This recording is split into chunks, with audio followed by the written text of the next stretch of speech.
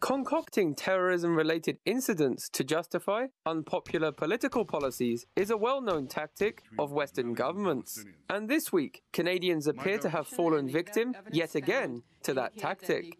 Even opposition members of parliament have suggested that the recent explosions in Boston and the so-called foiled terror plot in Canada are being exploited by the Harper government to ram yet more unconstitutional anti-terrorism legislation through parliament. And now it's getting even more ridiculous. They don't even need a real problem.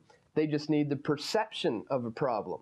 As long as the people believe that there's a problem, they'll often be willing to give up civil liberties for the guarantee of security from the government. Analysts say that universally accepted standards of jurisprudence have to be done away with when it comes to those accused of being terrorists by the Canadian government, because many of those terror suspects are actually innocent.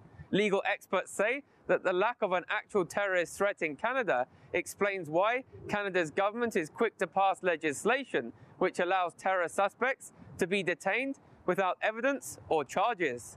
In Canada, the state has often claimed to have foiled terror plots, as was claimed this week.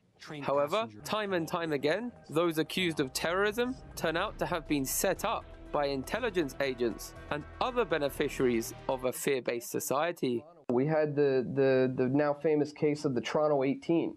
And this is a young group of guys who were accused of being a terrorist organization. Now, they were set up by a CSIS informant, an undercover, who coerced these guys. And a lot of them ended up getting off. And but what happened was, at the time that this was going on, the front page of every single newspaper and everywhere said, "Terrorism is here, terrorism has arrived."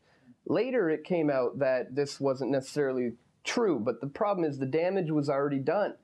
A lot of it is political theater. A lot of it is about, as I said, expanding fear.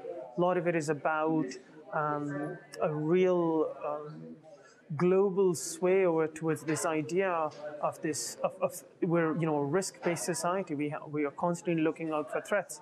The two men arrested this week in Canada's so-called foiled terrorism plot have professed their innocence. Yet, analysts fear that by the time a verdict is rendered on their cases, the Harper government will have capitalized on their arrests, and yet more hard-won rights of Canadians will have been suspended. Joshua Blakeney, Press TV, Calgary.